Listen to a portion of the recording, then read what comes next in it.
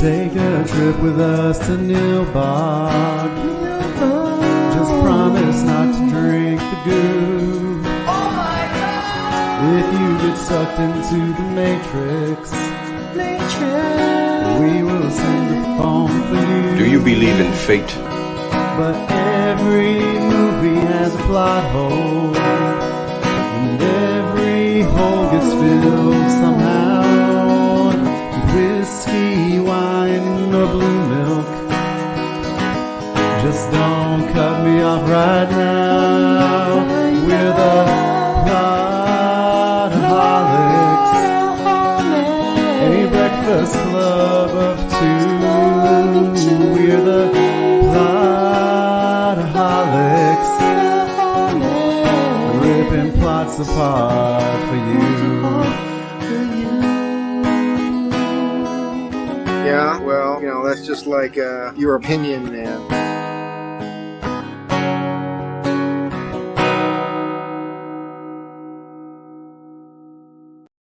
Hey, welcome everybody to another episode of the Plotaholics podcast, the podcast where you can rest assured that if there's a holiday, we will release an episode just barely in time. We will barely on time or balls ass late exploit that biatch. That is true. So this week we wrap up our listener's choice Halloween. Yep. And this week, Mr. Tan, we watched Insidious, the first Insidious film or the third, depending on how you want to look at it. Now, you know what's funny, though, is that this was not the movie that I thought that we were doing. Oh, really? What did you think we were doing? Well, no, I did watch this, but I got Insidious and Hereditary confused. Oh, I thought we were doing the one about the little girl whose head got taken off. Got you. Okay, so you thought we were doing Heredity, yeah. I said we were doing Insidious, so I was like, all right, yeah, no problem. It's cool. Yeah, a little different, but we got to see the kid from the the little kid from Iron Man 3 and whatnot, and okay, all right, that's cool. Cool. Would you like to slice us off a little tanopsis for Insidious? I'm happy to. So here we are, Halloween. And the Lambert clan have moved into a brand new house. Doesn't look anything like the house and the people under the stairs, but what have you. Then they discover that their son, after sustaining a head injury, will not wake up. 3 months later, he's still in dreamland. Then they discover that their little tyke has been astral projecting, and now he is stuck in the upside down. Oh, I'm sorry. The farther place. The upside down, the deep down, what was it called in Get Out? I don't know, whitewashing. No, there was a place. The I don't know what was it. Was it the deep down?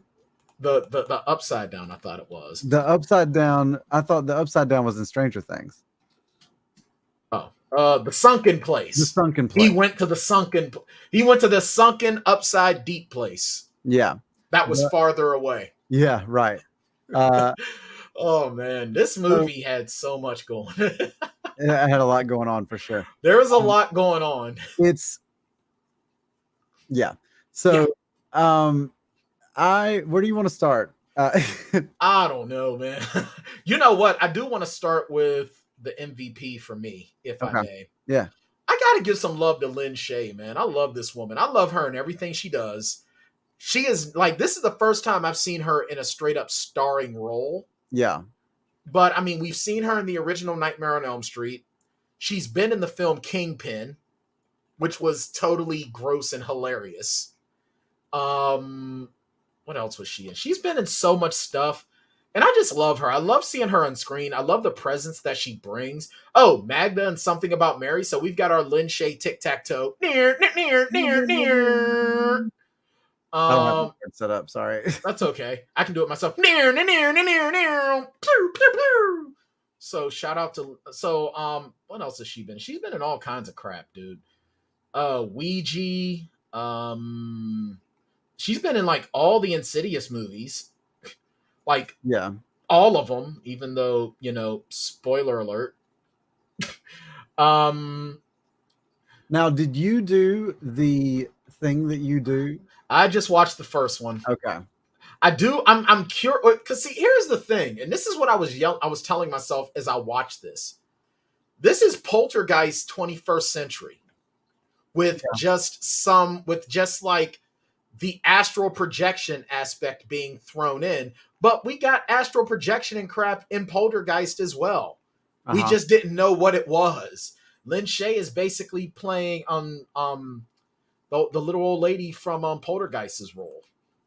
Yeah, it is like that. So essentially what you have going on in this movie is they think that they have a haunted house situation. Right. Yeah. At first they think it's the kid, because so they move into this new house.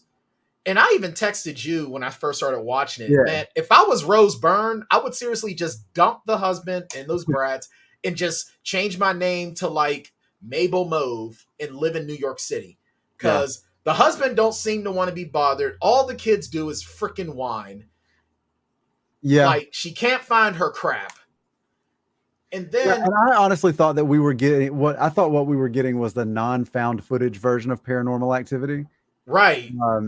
You know, and there are... I will say this for Act 1 and a lot of Act 2 of this movie is, like, some of it is really scary. It can be very, very creepy. Like, I think the character design on the spirits or whatever was very well done. Effective. Yeah. It was very well done. I really liked the whole, like, I got freaked out when she first goes in the baby's room. Yo, and that dude is in there. Yeah. And she's calling for a husband and then he's gone. I'm like, yo, that is like, whoa. Like, these kinds of movies are at their best when you can't tell if the house is invaded by somebody or if there's a spirit or something, right? Like, it's like that, or when you think you see something that you maybe didn't see, you know, like those are like, that's when a movie like this is incredibly effective, is when you're not sure if what you think you saw, you actually saw. Right, exactly. But the red-faced guy is very scary. And that dude with the dude with the black and the red. Yeah. Like, those two guys were, and the woman in the white. The woman in white was kind of creepy too. Like that was very creepy. I think that, and is this part of the Conjuring universe? I know that James Wan is responsible for both, but I don't know. I think this is its own. This is its own universe. Yeah, this is, and I could see where you would think that, because now I haven't watched any of those Conjuring movies. Similar. They are very similar, and they have Patrick Wilson in them. Yes. Okay. So, but his wife in The Conjuring is a different person. The wife in The Conjuring is from Matt Damon's girlfriend from The Departed. So, James Wan, co-creator of Saw and Insidious, and the creator of the Conjuring universe. And I will say that is that rain? Is it like, did it just like, did the bottom? Yo, it ain't raining here. I got my heater on. Oh, is it raining there? Yeah, it's like okay. I was like, yo, what do I hear? I thought the AC had come on or something, but no, it's like it's falling out outside. That means we ain't gonna get no trick or treaters. You know, no trick or treaters come on my street because my street is so steep. Yeah. Apparently, no like F it. Yeah, they're like, man, there ain't no candy worth it. Yeah, but so I'll say, to James Wan's credit, to be part of Saw, Insidious, and The Conjuring, like the Conjuring universe at this point is one of the more influential like horror universes. It is the thing right now. It really is the thing right now. And all of them don't hit, but when they do hit, they're a big deal. They're a huge deal. And I mean, he's got, like, I'm looking at his filmography right now, and this is just some of his stuff. Saw 3, Insidious, Conjuring, Insidious 2, Furious 7, Conjuring 2, The Nun, Aquaman, Annabelle, Conjuring, Malignant, Megan, Aquaman. This dude has a ton of crap. Yeah, and a diverse portfolio of crap. Yeah, because he's done the absolutely ridiculous in the Fast and the Furious, the more believable DC Aquaman. Universe. Right, yeah. I mean, honestly, I could see the DC universe being real life, while the Fast and the Furious is like completely but imaginary. but I think that he's got a really good sense of like tone and atmosphere. And he knows what the And fans want, and he knows how yeah, to direct it in that way. He's a very good filmmaker. It's not many people that can do multi-genre films, because we see some people, they're only good at action, some that are yeah, only good at horror, and when they try to do other things, they suck.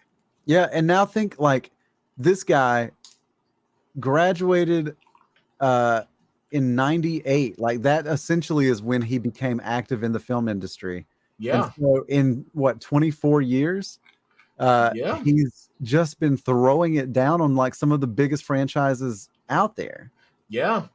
And I mean, this guy just he knows what he's doing, and he's known what he's known his thing for some time now, and Now, you can't dispute him. yeah, and now this film, I'll just sort of like offer this general thought. Yeah. This is tough because like it's a film that is playing on something that like not a lot of movies have. This astral projection stuff is one of those things that you have to do some like sort of exposition dumping once you get to the point that you're exploring what's actually happening, because the movie is set up as a misdirect, right? Like it's meant to make us think that the house is haunted. And then Right. whenever they leave that house, because I remember watching it the first time and they left the house, I was like, wow, they're getting out. I was like, this is totally reasonable. This is not your typical white people horror movie. Right. I was like, they are leaving in an appropriate amount of time, honestly. They Like have left before anyone could die. they didn't Good wait on until you. the walls were shaking or bleeding. They didn't wait, they didn't try to call a priest or anything. Like they were just like, we out. And they even had a priest there, and it's like, oh, here we go. Right. And yeah. he even makes the joke, oh, so you figured you'd call in a priest to fix everything. Right. Yeah, exactly. So they dip, but then everything continues. And that's when you start to think, okay, well, maybe There's it's more not, to this. maybe the house isn't haunted, but one of these people, maybe something has attached themselves to one of these people. Yeah. And It's so the kid's astral umbilical cord. yeah, and so then you get your girl Lynn Shay come in as Elise, and she kills it, man. She does, but she's the source of this explanation, right? Like she is walking exposition. But you also got to give credit, man, because a lot of her scenes because you look at Wilson, this Wilson character. Yeah. What's his name? Oh, not Owen, the other Wilson brother. Josh Lambert, played by Patrick Wilson. Yeah. Owen and Luke Wilson's more talented cousin. Yes. Allegedly. He's looked at as like a Hollywood heavyweight right now, correct? Maybe, I don't know, man. Like this is like, because he's done because I mean we've done he was in The Watchmen. Yeah, he was in Watchmen. He was in Aquaman. He's in a ton of those Conjuring movies. Yep, he was in He's basically James Wan's Johnny Depp. Pretty much, yeah. So, but even with Rose Byrne, who's put on a lot of good stuff, she's done really, really well. But even when she's on screen with Barbara Hershey, man, well, Barbara Hershey is probably the best actor on this bill because she's had a career that spanned over 50 years. But Lynn Shay ain't a slouch her damn self because she's been around for a long time. And I think this movie is really at its best when those two women are on screen. Yeah. And what we discover then is that this like astral projection stuff is sort of like a generational curse, right? Yeah, like that. Passed down from father to son. And here we come back with like some of like my greatest gripes, which is everybody knows everybody. There's like everything is related. Like I don't like, of course, it's a little bit telegraphed, although we don't really know why, right? Because they're looking through this photo album early. They're like, there's no pictures of dad. Yeah, why are there pictures of dad? And she's like, oh, well, he was just camera shy. I was like, that's bullshit. Like, that's a bullshit reason. Just like no like that camera shy, no pictures, really. Like, yeah, even his mom goes, I'm surprised you got him to stand still for a picture. Right, exactly. And so we come to find out that whenever there were pictures taken of him, there was this woman in the background that was creepy. Now that was incredible. Again, he's so good at atmosphere and he's so good at the setup, right? Right. It's very creepy, but then the movie gets so heavy-handed in exposition and feeling the need to explain everything, and that the third act ends up getting a little bit like bogged down, if that makes sense. The biggest issue that I had with the third act is that I didn't feel like he was going anywhere ethereal. Yeah. Like it's like he is just. And I'm about to like my dog is about to get in some serious trouble. I just saw my lamp move because she's trying to chase the cat. But it's like in the third act, it really just feels like they're just in like another section of the house. They threw some black tarp, and you know what I mean? Yeah, well, I think that that what they're trying to show there is that this is a parallel dimension, that it occupies the same space. Right? Yeah, but I mean, but there's so many different ways they could have done that. I mean, granted, the budget on this was only $500,000. I mean, $1.5 million. Which is pretty impressive that this was carried out with that budget. And with the actors that you got for it, like, yeah, wow, that would suck up a lot of your budget for sure. But I will say, like, I think I understand what you mean, because it is just like the house. It's just got some like different lighting and stuff in it. But that idea that like all around us, there are all of these things that we can't see. Like that part of it didn't bother me as much as just like it just gets like a little bit convoluted in spite of all of the exposition that they're dumping on us, you know? Right. And I kind of feel like Poltergeist did a lot of this stuff better. You know, granted, probably because like when the mom goes through the portal to get Carol Ann and Poltergeist, you never see it. Yeah. But you're on the edge of your seat. This time around, it's like, I don't know how I feel about this. Like it was interesting and the jump scares were okay, but it's like, yeah, I think that this thing, and this is sort of how I feel about a lot of the movies in the Conjuring universe as well that I've seen. I haven't seen all of them, but I've seen some of them. I haven't seen any of them. James Wan is sort of the J.J. Abrams of horror movies. Ouch. He's so good at starting things, but the endings can get a little clunky. Yeah, it's like in this one, he did a great job at building the characters. Like you see the relationship between mother and her oldest son. Mm-hmm. And then you see that the dad is kind of just like, you can see she's about over his shit at the very beginning. Yeah. Like homeboy is snoring and she's rolling her eyes so hard that her like she's about to have marbles roll out of her skull. Well, she's already pushed 3 kids out of her body for this man. And they moved into a new house and she's doing all the unpacking. Yeah. For one, how are they getting the money to move into a house like this on a teacher's salary? Fair. You know what I mean? Yeah. Like, and then she's looking for like her sheet music and she can't find it. And you know what I mean? It's real, like she just seems really fed up like early on. So it's like, all right, so this is a marriage that it's having its problems, you know, new baby that's colicky and, you know, blah, blah, blah. So, all right, cool. Good setup. And then it starts to get a little bit creepy. And then, you know, when the kid gets scared in the attic and falls, I'm like, oh, snap. I didn't know that Will Smith was going to show up in this movie and tell him that their hit kind of has a concussion. Well, I was going to say, like, you're right about you're right to draw the combination or to draw the parallels between this and Poltergeist, because again, here we have like digital technology, or like analog technology rather, like being the way that they like are able to hear what's going on or sense what's going on the other side, right? Like in this case, you have the baby monitor, right? Right. That subs in, and this is one of my favorite bits as well. Like a baby monitor being used in a horror film is one of my favorite things. It's because it's really good at subverting things, because I've had baby monitors with Brian Jr. and those baby monitors will pick up other signals. Yeah. But you know, sometimes I remember I would go to Brian Jr.'s room just to make sure what I was hearing wasn't happening in there. Yeah.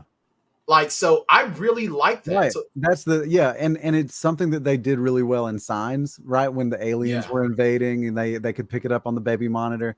But like the idea that you're using this thing to monitor your child's safety and you hear a voice in the room, like that's creepy, especially when they've got it when it's taking place in this big house. Right. And like it's gonna take you a minute or two to get somewhere. Right. And like literally. Yeah, for sure. And then when you get there and you see that thing in the curtains, I'm like, bro. Whoa. Like, yeah. That was so good. That was so good. That is probably one of the finer moments of the film. Absolutely. That and the reveal of the initial reveal of like the red face guy. Right. Yes. I especially liked when it was like they were playing Ding Dong Ditch, and then the house alarm keeps going off. Yeah. Like, that was very well done. And even as we start to get into the second act, when, you know, Tweedledip and Tweedlegoof show up, Yeah. and it's like they have zero social skills, but Mhm. it was still like I'm there with them when, you know, Senior Lambert's like, all right, thanks for the dog and pony show, very good, Yeah. blah blah. I was there with them on that. Yeah. Because I mean, I'm sorry, this dude is bringing out all this stuff that it's like they swiped it off off the Supernatural set. Right. Hey Mick G, let me borrow this real quick. Yeah, Like, I gotta go make a cool couple hundred. right, I was seriously expecting there to see a PKE meter show up somewhere. Yeah. And then, you know, but then it turns out this stuff works. And I'm sorry, when old girl when Lin Shay puts on that the freaking gas mask, and he's wearing headphones that the gas mask goes to, I'm like, oh my God. But then it started getting real creepy. Yeah. So I like the way this sort of sets up the sequel, because the jump scare at the end was very, very good. I really enjoyed it. Like, as much as I feel like this film kind of ripped off Poltergeist, because I could give it a pass, because guess what? It's impossible to do anything original anymore. In horror, it's very tough. It's very hard, but it was very well done. It was just that the exposition was even kind of cool in a bit. I liked the sort of explanations that we got, but then at the same token, what took me out of it was the ending when he's on this quest to find his son. I would have preferred it if they were hearing it instead of us. Use the baby monitor. Let him take the baby monitor in there. Right, and let's hear it from that perspective. Yeah. Or let him wear like a GoPro or something, and let's watch it on TV. Yes. Like, you know, that's the only time I think found footage would be okay. Yeah, that would have been kind of cool. Because I hate found footage films. They make me feel sick. They make me feel sick. Like, the only one they're my favorites, but the only one I didn't really hate was Butterfly Kisses. Yeah, that was a good one.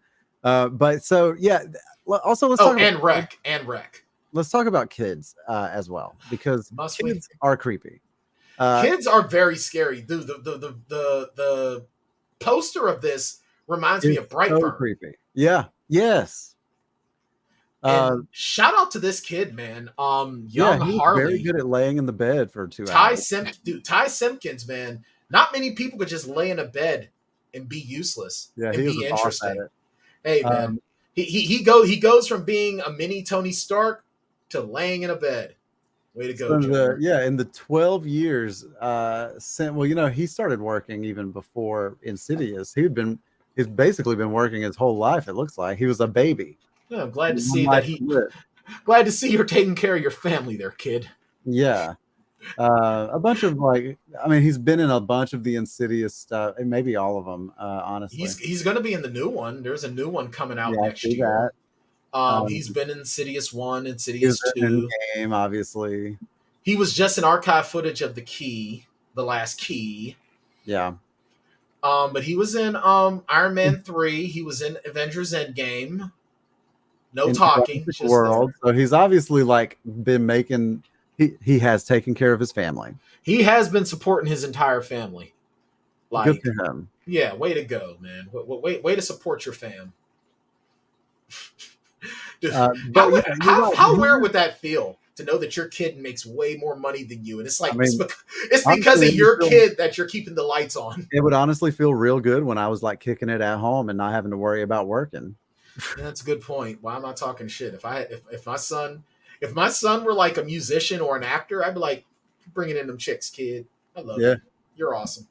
But here, there are a couple of things that I think that make kids that give children the potential to be very creepy, and a lot of it is the fact of their limited knowledge, right? Yes. And so the fact that this kid draws, when he finds all of those drawings, I think crudely drawn creepy things are really even more frightening. Yeah, they are. Sure. I couldn't be an elementary school teacher. And when they start describing the red-faced man, right? And then he finds those drawings of that same figure all over Dalton's room, I'm just that's pretty good stuff. Yeah. And Why is it though that all the kids in this, even though some of those drawings are crude, they're way better than what I can do? When are we going to get kids that make stick figures? When are we? Now I understand that the girl is like a little baby. She's annoying. She's an annoying baby. Yes. But like, what does the other boy do? Like, what's his whole deal here? Oh, he goes, I don't like the way he walks around at night. that kind of threw me. He's existed. Is that his only reason in this movie is to be like, yo, like Dalton has. They Dalton were like walking. Right. Yeah. They were like, we only need 2 kids. One of them is a baby for sure. And then like they're halfway through it and they're like, oh shit, we need somebody to be like, yo, Dalton be walking at night. Yo, he's a snitch, dude. He's a straight up snitch, too. And he's like, here's my thing. They go from this giant at night and wears a red mask and is 6 feet tall. What gets me though is now once again, so y'all just moved into this house, and then you sell this house, and you get a new house. Like, is real estate really that in that side sort of straits right now? I know, it was 2010, bro. Pump the brakes. Yeah, there's no way you selling a house and getting a new house that fast. Like, it's just not happening. In this market? No. Because we all know that the true horror is real estate. Yes. Anything that has finance involved in it is the true horror story. Yeah. Like, seriously, like I remember one day I got a letter from my... And I guess they just used all the equity that they got from selling the first house to pay for the exorcism. Right? Like, how are they paying for all this? Like, seriously. Like, but this is the 2010s. This is when, realism in life didn't matter.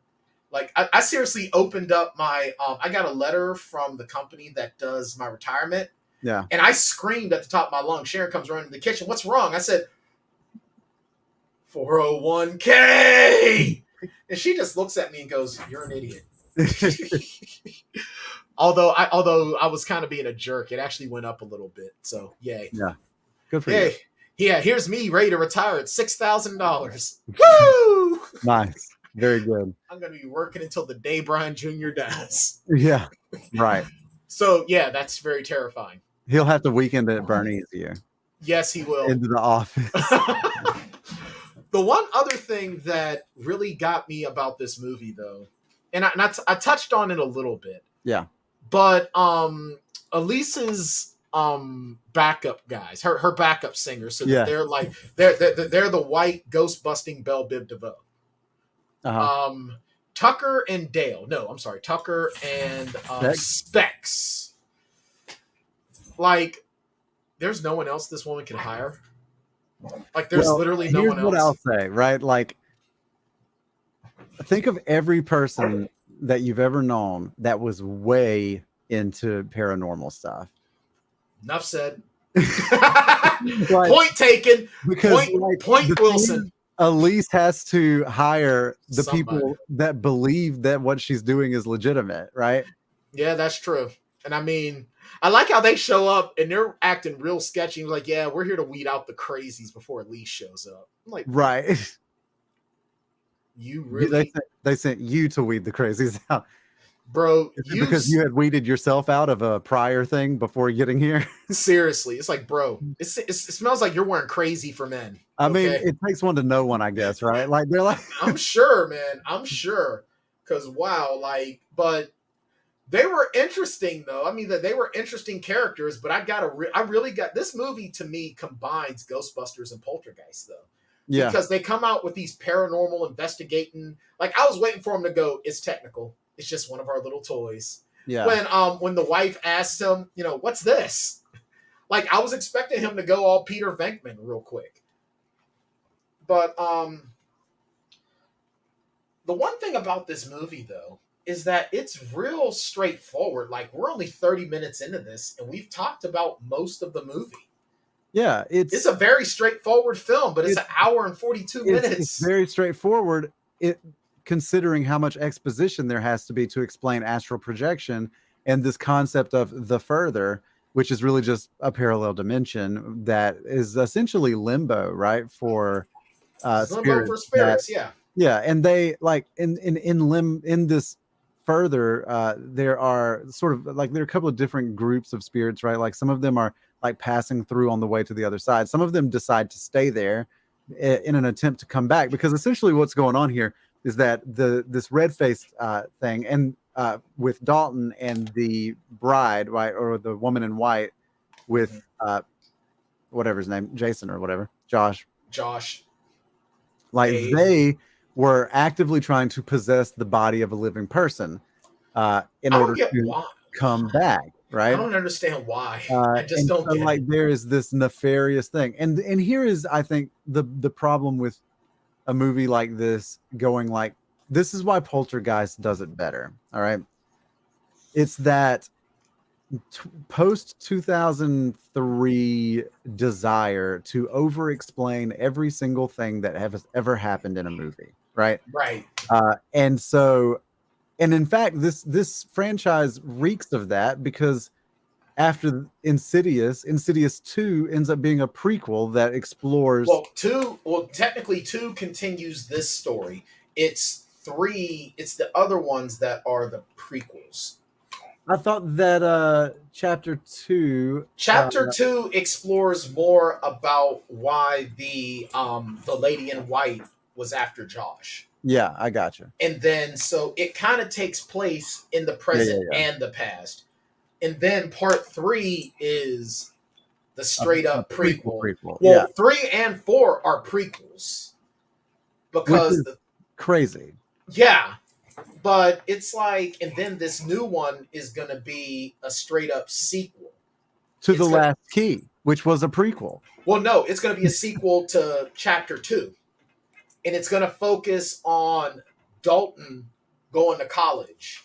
And apparently the ghosts want him again, I guess. I don't know. It's weird. Like, I don't get it. It's another one of those things that where the timeline is getting a little murky. Yeah, it's really like, I do want to watch the second one. I'm kind of curious, but at the same token, it's like, what's the point? Yeah, I think that I might just read it. I think by and large, franchises would be more successful if they would just draw a straight line, chronologically. You know what I mean? Like start your story where you want to start it. Like, right? You don't have to do all of this jumping around shit. You know what I mean? Like. No, I agree. I agree 100%. Like, the only difference between that I would probably say is like the MCU, because there's so many stories to be told. Well, like, you've got a lot of character stories to be told. Right. So, but yeah, with something like this, yeah. I would say that on the MCU level, yes, but on each character level, they tend to move chronologically. Yes, they do. Yes, they do. I think with this movie, what this movie does right is when it's trying to be creepy and scary, it does an amazing job at it. But when it finally has to like resolve itself, it gets too clunky. Right. And then it goes, well, stick around for Breaking Part 2. Right. Yeah. Insidious 2, Electric Boogaloo. Yes, where you're so possessed that you're dancing on the ceiling. Yes, and you're like, you're not just happy with broom tricks anymore. Broom tricks with a string. Right. You're going to dance on the ceiling. Yes, you are going to definitely do that. and survive and be mercifully healed from a broken leg within 2 days of falling downstairs. Right. Now, I can only assume, to answer your previous question about why would these spirits want to come back, why would they want to hang out in limbo, is because they're trying to escape torment in the afterlife. Okay, well, that makes sense. Like, you know what I mean? Like that. I don't know why they can't just like keep hanging out in limbo. But that's the goal, right? Is like whenever Dalton is in his coma, he's essentially astral projecting that entire time he's asleep, right? He thinks he's dreaming, but he's projecting, and the longer he does that, the weaker the connection to his between body, his spirit and his body, right? Yeah, because even when he wakes up, he's talking about how tired he is. Yeah. So it's like, dude, yeah, because I think when you're in a coma, that's a dreamless state, right? Yeah. So, and so we do find out also that Josh is that Josh was experiencing that as a child, that his mom, Lorraine, played by Barbara Hershey. Barbara Candy. He hired Elise back in the day. And this was that whole like, oh, okay, everything is connected, right? and that Elise was able to help him suppress the memories of all of that, and So, disconnect him or give him tools to like suppress like all of that so stuff. this is what I don't understand. As soon as the grandma knew what happened, why didn't she say something beforehand? Why did she wait a fiscal quarter? I'll tell you, like movies like this is the problem with everything being connected, because when everything is connected for the sole purpose of there being a twist, when you look back at it, somebody knew the whole time what was going on and just Right. didn't tell anybody. I would be mad as hell. I'm like, so why Yeah. didn't you say something?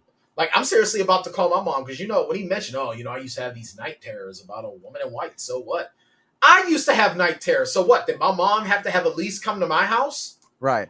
And like in Get Out, right? Like when the twist is revealed that the girlfriend or the fiance is in on it, like Yeah. it works because of course she is, and she wouldn't have told him because she's in on it, right? Right. But like here, your grandson is in danger because of something that your actual child has already gone through. You even fucking called this same chick to come help. Like, Right. you know what I mean? Like, So why didn't you say anything why a didn't long you ass say time ago? anything? You just show up 3 months later, helping them move and offering these work. Like, why ain't no one saying to her, why the hell didn't you say something before?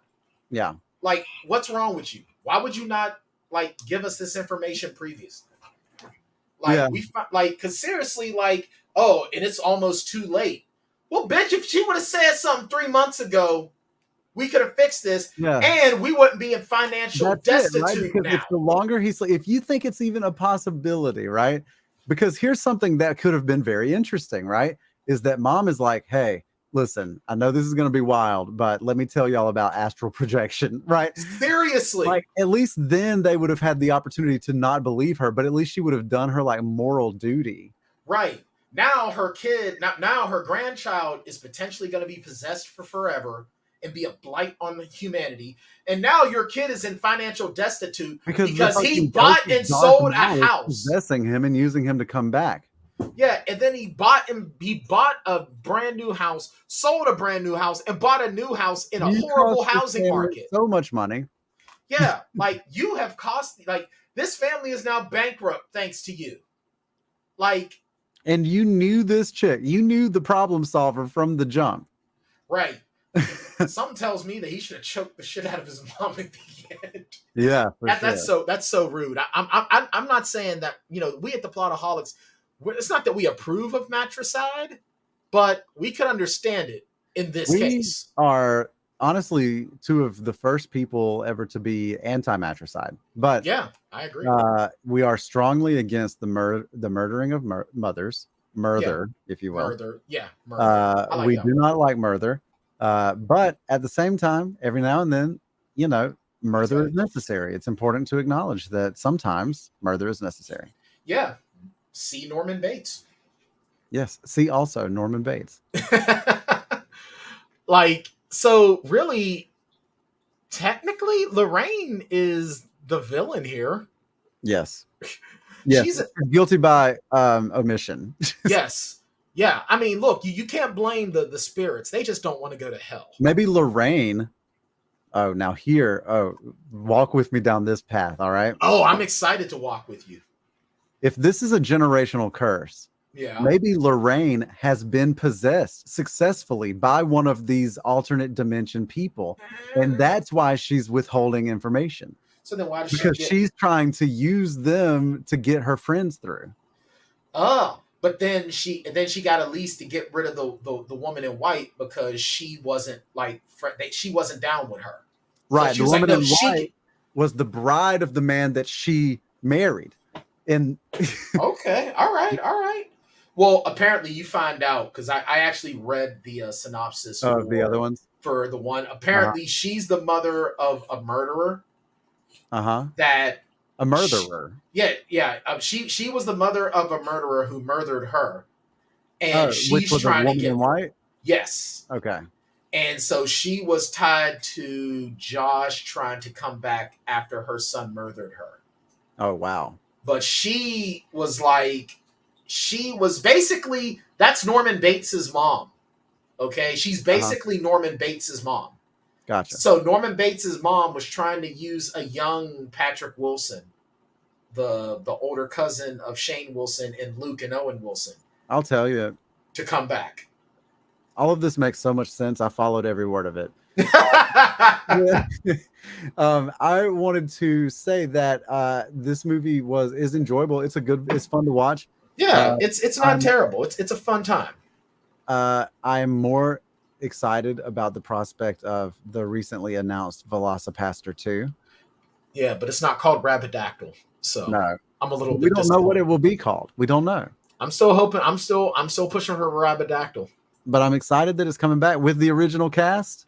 Hey, that's the only way that I would watch it. Kempinski is going to be back. We love that. If there was no Alyssa Kempinski, Brian Tan riots. That's right. Now, Mr. Tan, let me ask you this. Yes. I remember a long time ago you mentioned that you wanted to chip in on some shitty movie so that we could get our names in the credits. Oh yeah. Now there is a Velocipaster 2 Kickstarter. Oh. Let's see what we can get. Let's see. Okay, so you have Pass the Basket level, where you get an thank you card for $5. Okay. You have the Communion level at $10 with credit in the film and a thank you card. You have Join the Clergy at $20. Access to monthly behind-the-scenes video and private behind-the-scenes Instagram and friends, etc., etc. Credit in the film, thank you card. This is very funny. The Velocipostles digital bundle is $35. You get Velocipaster 2 film and 4K digital file. Ooh. Backer exclusive commentary, behind-the-scenes access, film score. Oh, a digital script. Oh, Credit in the film, etc. Nice. That's at $35. That might be worth it. That might be worth it. At $60, you get credit in the film, thank you card, behind the scenes access, Velocipassel digital bundle, signed Velocipaster 2 DVD or Blu-ray. Oh, snap! That level would cost $60. Okay. Let's see. I'm looking to see if there's anything like really notable down the stretch here.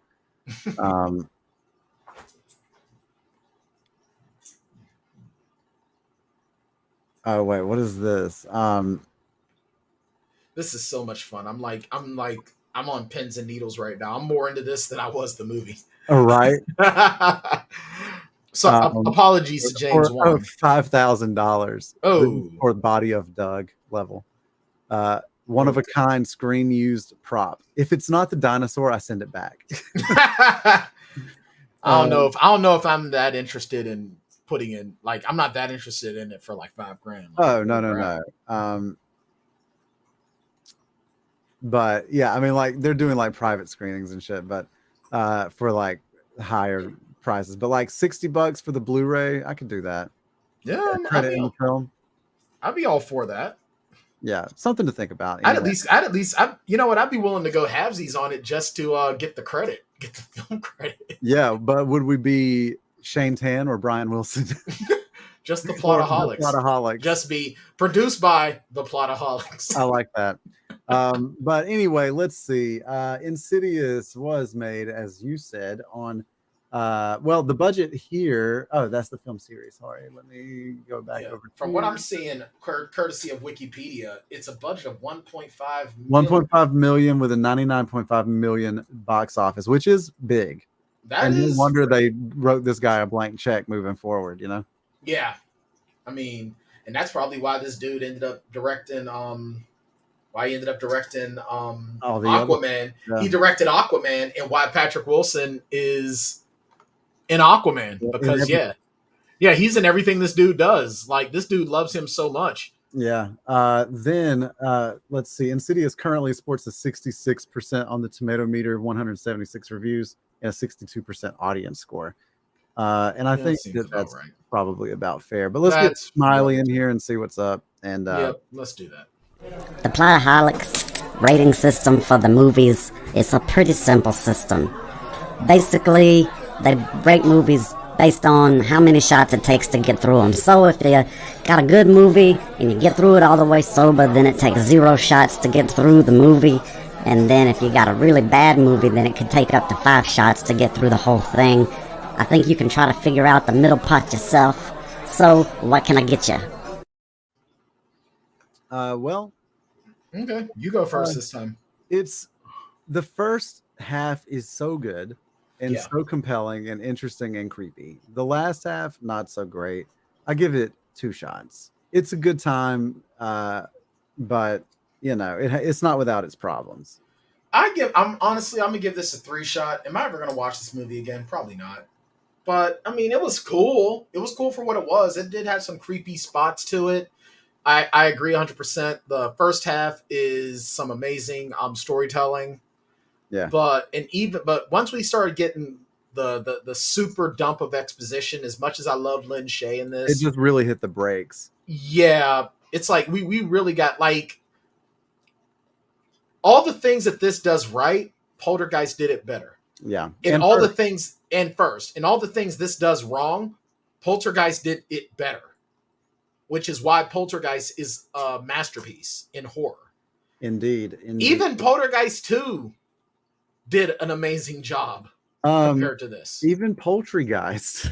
Oh man, Is there any more turkeys up here, man? You want to know what's hilarious to me? What's that? After this went off, because I watched this on Peacock, I believe it was. Guess what was advertised near it at the very bottom? Poultrygeist. Birdemic. So that almost gives this a 4-shot rating, even though that's not a gripe against the movie. It's just the fact that it reminded me of that POS. Yeah. Speaking of which, not a POS, but speaking of Danger. We went to go see Black Adam yesterday. How was that? I had a very good time. That is probably that should be the film that saves the DCEU right there. You think so? I think so. It was very interesting. It was also a little bit different. You see some of the stuff they show you is very, very interesting. I really like the one little bitty twist that they kind of had to it. I thought it was kind of cool. Pierce Brosnan actually took the role seriously. Okay. I think the only person in the movie that I didn't like was the villain, and that's just because it was like, dude, you're so a villain. Yeah. Like, you being the villain is not a shock to me. Right. But it was really, really cool. I liked the story of, how the Council of Wizards did what they did. And, dude, Dwayne Johnson playing a guy out of time was actually really, really cool. Yeah. There's actually a scene where the kid is trying to talk to him about how to be a superhero and having a catchphrase, because all superheroes have a catchphrase. Yeah. And he was like, why don't you say something like, tell him the Man in Black sent you. And he goes, catchphrase, then kill. And he goes, yeah. So there's actually one part where he drops the guy and he goes, tell him the Man in Black, and the guy splats on the ground. He just goes, ugh, and just keeps. It was real, stuff like that was real funny. Okay. All right. And then, of course, there's only one mid-credit scene, and it's pretty dope.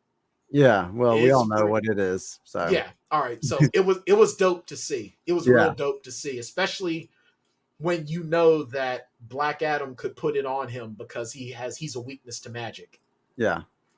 And the only thing that bothered me was that all the movie when movies are upcoming, they'll play them. So they had Shazam: Fury of the Gods. Yeah. They had no release date on it, just coming soon. So I think the reshoots and stuff are going a little bit slower than they care to admit.